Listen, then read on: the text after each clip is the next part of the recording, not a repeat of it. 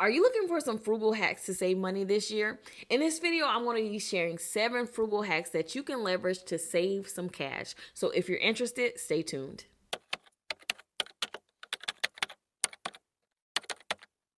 Hey guys, it's Fo from mamaandmoney.com, where I teach you how to make and manage money to become financially free. In this video, I'm going to be sharing 7 frugal hacks that you can leverage to save money this year. Now, I will let you know that I have a blog post that has 30 frugal hacks that you can leverage. You want to check that out? I'll leave the link to that blog post in the description of this video. Now, I have to start by saying that being frugal is a lot different from being cheap. Now, when you are frugal, you are more intentional about how you spend your money so that you aren't wasting. Whereas being cheap is that you just don't want to spend money and you want to spend the least amount as possible. Two different things. So what I'm going to be sharing is the ways that you can be more intentional about how you spend your money so that you can save. So let's hop in. So the first frugal hack that you can leverage this year to save some money is to actually style your own hair or leverage a beauty school to do your hair. Now, obviously the reason that they're a lot cheaper is because they are in school and they don't necessarily have the credentials to charge what someone with a license would be able to charge. So if you're looking for a way to save money on your hair, but you still want your hair done, go to a beauty school and have them do your hair. And here's the gag about this whole thing. A lot of times the people who are in the beauty school have been doing hair in their kitchen for years, which means they know what they're doing. Like, they are going to style your hair. They're just getting the actual schooling behind it and the license so that they can own their own shop or work in one. So if you want to save money on getting your hair done, go to a beauty school. Or if you think you can do it on your own, watch some YouTube videos and figure out how to do your own hair. That will save you a lot of money. So imagine if you spent $90 on your hair every 2 weeks, which is very likely,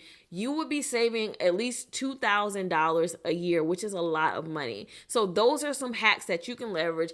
If you still want to look put together and stylish, you want to get your hair done and have that experience, but you still want to save money. So that's my tip number 1. The second hack is to actually repair your clothes as opposed to replacing them. So if you have some jeans that may need to be taken in or that has a rip that can be repaired or patched up, repair it instead of trying to replace it. I remember there was one time when I had to have a bunch of dress pants taken in because thank God I lost some weight.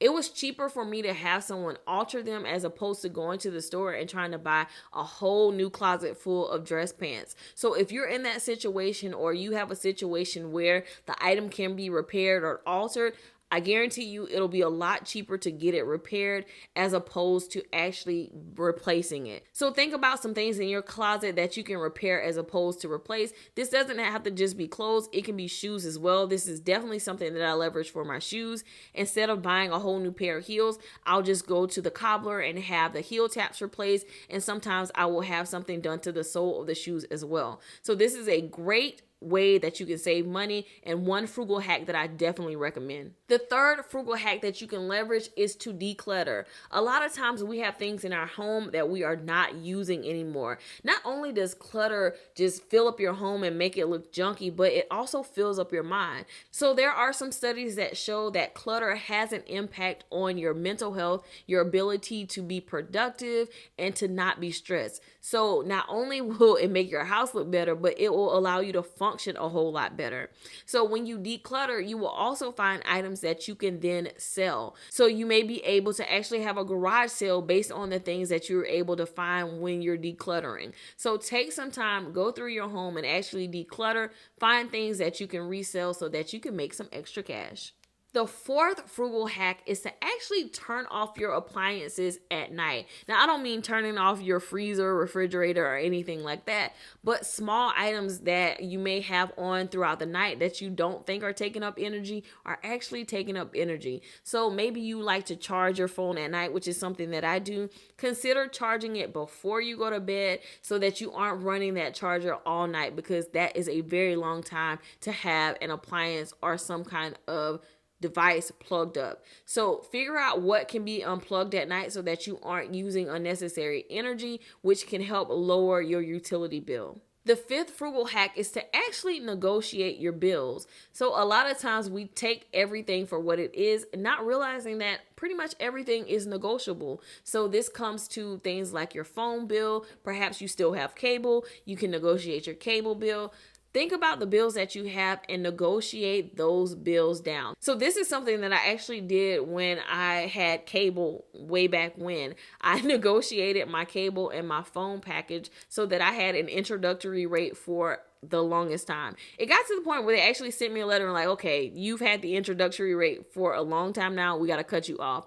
But it doesn't hurt to ask. So always negotiate your bills so that you can get a lower rate and save some money. The sixth tip is to meal plan and meal prep. I think a lot of times we don't realize how much money we're actually spending dining out and also wasting food. So if you want to save money in the area of food, meal plan and meal prep. This means writing out your menu for the week and buying the groceries necessary for those meals, and then actually cooking them ahead of time so that you don't have to go out to eat because you don't have time to cook or you've gotten behind in your schedule. Meal planning and meal prepping literally saves my life as a mom and a mompreneur. This is something that I recommend not only as a frugal hack, but for your mental sanity and because it helps your budget a whole lot. So definitely think about meal planning and meal prepping. If you are short on ideas, there are several free places and apps that you can leverage to figure out exactly what you want to cook for the week, and then just go out and buy those groceries so that you can save some money, and then go ahead and meal prep them so that you can save time. So that is definitely a frugal hack that I would recommend, not only for financial reasons, but also for your mental health as well. Last but not least, one frugal hack that you can leverage is to bulk buy. Now, we personally do not have a lot of storage space in our home, so there's not much stuff that we can actually bulk buy. But if you have storage space available in your home, I definitely encourage you to bulk buy where you can so that you can save money. So think about things like toilet paper, paper towels, those consumable goods that you're going to go through anyway. Consider bulk buying them so that you make one big purchase in the year that's probably going to be less than you making small purchases throughout the year. So think about those things that you're going to use consistently and make a bulk buy so that you can save money throughout the rest of the year. All right, so those were 7 frugal hacks that you can leverage to save money this year. As I mentioned, I have a blog post that has a lot more frugal hacks that you can try. You can access that using the link in the description of this video. As always, if you found this video helpful, don't forget to give it a thumbs up and share. And if you want more mama and money tips, don't forget to subscribe to this channel. I'll talk to you in the next video. Bye.